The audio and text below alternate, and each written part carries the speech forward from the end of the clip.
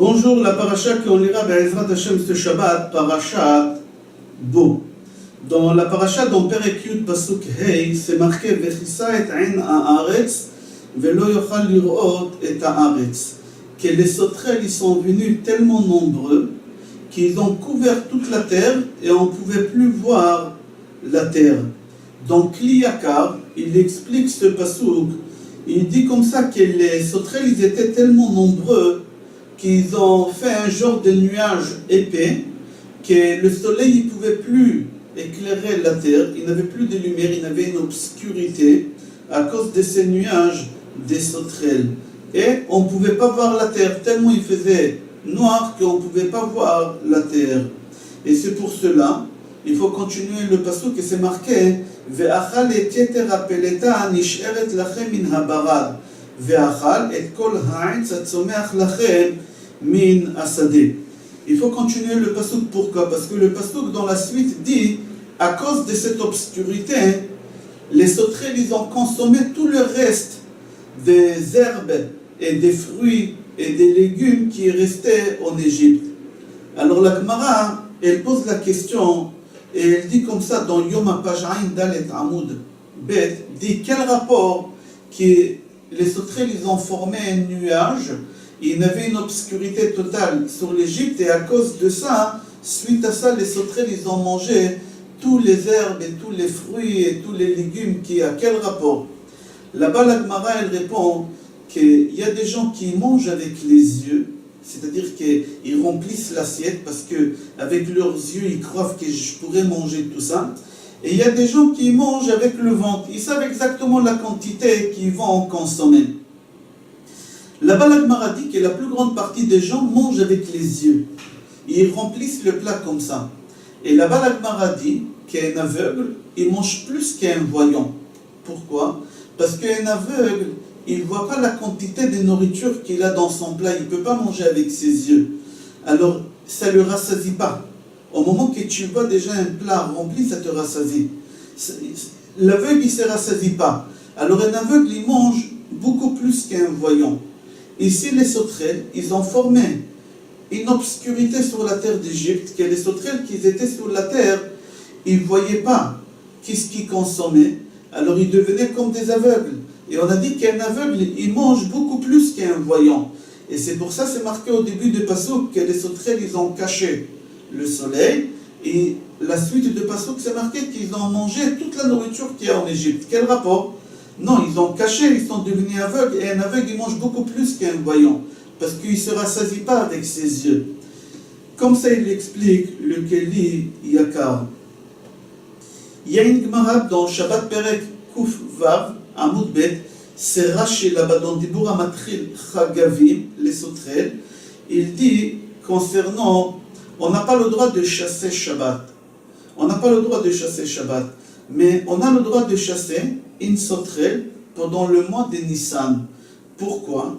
Il dit au moment qu'il y a la rosée, la sauterelle elle devient aveugle. Et un animal aveugle, on a le droit de le chasser parce que ça ne s'appelle pas chasser. Il ne se sauve pas. Tu mets ta main et tu le prends et c'est fini. Et au mois de Nissan, il y a beaucoup de rosées. Et les sauterelles, ils sont aveugles. Et c'est pour cela que ça ne pose aucun problème de pouvoir chasser les sauterelles Shabbat.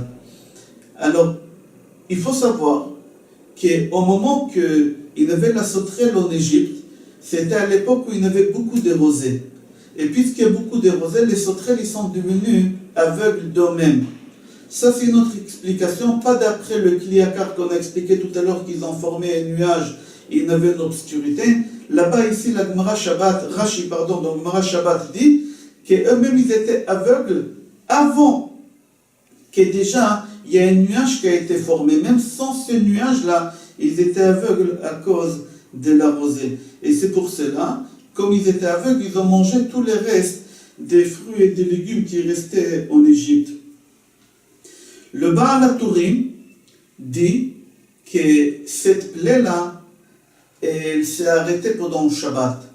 Par exemple, si les plaies ils ont commencé de mardi à mardi, pendant 7 jours, de mardi à lundi, alors Shabbat, la plaie, elle s'est arrêtée. Pourquoi? Tout d'abord, d'où elle s'est arrêtée? Parce que c'est marqué dans la paracha, c'est marqué Vayanach bechol gevul Mitzrayim. Vayanach, il s'est arrêté, il s'est reposé, la sauterelle, dans tous les territoires égyptiens. Et concernant Shabbat, c'est marqué dans Sefer Shemot, dans notre livre, dans Pasuk Chaf, Pasuk Yud, Vayanach bayom hasheviri, qui Akadosh Baruch Hu, il s'est reposé le 7e jour. Pour les sauterelles, c'est marqué Vayanach, dont il s'est reposé, il s'est arrêté dans tous les territoires égyptiens. Ici, c'est marqué Vayanach, Hachem, il s'est reposé de son travail, il s'est arrêté de travailler. Alors d'ici, on apprend que les sauterelles, ils ont arrêté de faire la plaie pendant Shabbat. Et pourquoi?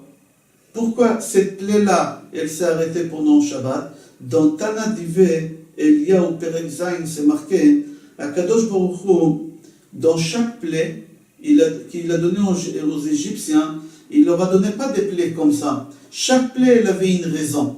La façon que les Égyptiens se sont conduits avec les Juifs, la plaie, elle s'est conduite avec les Égyptiens. Les Égyptiens, ils ont demandé aux Juifs, pendant toutes ces années d'esclavage, de leur faire pousser toutes les légumineuses, toutes les petites légumineuses, les fèves, les petits pois, toutes ces choses-là, ils ont demandé aux Juifs de faire, et c'était un travail très très difficile. Alors Akadosh Baruch Hu leur a dit, vous leur avez donné faire ce travail difficile, moi je vais vous envoyer des sauterelles qui mangent ces légumineuses-là. Tout ce que les Juifs ils ont fait pour vous, ils vont les consommer. Et là-bas, on dit que Paro, il a autorisé aux Juifs qu'ils ont fabriqué toutes ces légumineuses de ne pas travailler pendant le Shabbat, qu'ils se reposent pendant le Shabbat. Alors, puisque tu as autorisé à ces Juifs-là de ne pas travailler pendant le Shabbat, alors la plaie des sauterelles aussi, elle va se reposer Shabbat. J'ouvre une parenthèse. On dit les Rechaim qui se trouvent en enfer, Chaz v'Shalom, pour Shabbat, ils sortent de l'enfer à l'extérieur. L'enfer s'arrête. Mais pas pour tous les Rechaim. Les Rechaim qui ont fait Shabbat. Alors Akadosh Baruch Hu, il fait avec eux Shabbat là-bas. Mais les Rechaim qui n'ont pas fait Shabbat, ils continuent à rester en enfer là-bas. Comme ça, c'est rapporté dans le livre de Maharachu Rabbi Chaim Vital, l'élève de Ahari à Kadosh. Je referme la parenthèse, on continue. À la fin de cette plaie-là, de sauterelle, dans notre paracha, dans Perek Yud Pasuk Yudchet, c'est marqué Vayetzem me'im paro vaye'etar el Hashem. Le Ramban et Rabbeinu Bechaye, au nom de Rabbeinu Hananel, disent que la prière de Moshe Rabbeinu, elle tient jusqu'à aujourd'hui en Égypte. Au moment que Paro il a demandé à Moshe d'arrêter de cette plaie-là, c'est marqué que Moshe il est sorti d'Égypte pour prier à Hachem. Que Hachem il enlève la plaie des sauterelles d'Égypte. Ils disent, Rabbeinu Bechaye, le Ramban, Rabbeinu Hananel disent que la prière de Moshe elle marche jusqu'à aujourd'hui en Égypte. Jusqu'à aujourd'hui, jamais vous allez avoir des sauterelles qu'elles viennent manger la nourriture des Égyptiens. C'est possible qu'il y a des sauterelles, mais ils ne vont pas abîmer les champs des Égyptiens jusqu'à la fin des temps. Comme ça, c'est marqué dans leur livre. Et le Chida, Kadosh Rabbi Chaim Yosef David Azoulay, dans son livre Tzavareh Shalal, dit que même la plaie de Barad, de la grêle, elle ne sera jamais en Égypte. Pourquoi? Parce que la prière de Moshe Rabbeinu, elle marche jusqu'à aujourd'hui en Égypte. Je vous souhaite Shabbat Shalom, Bracha ve'atzlacha et Kol Tov.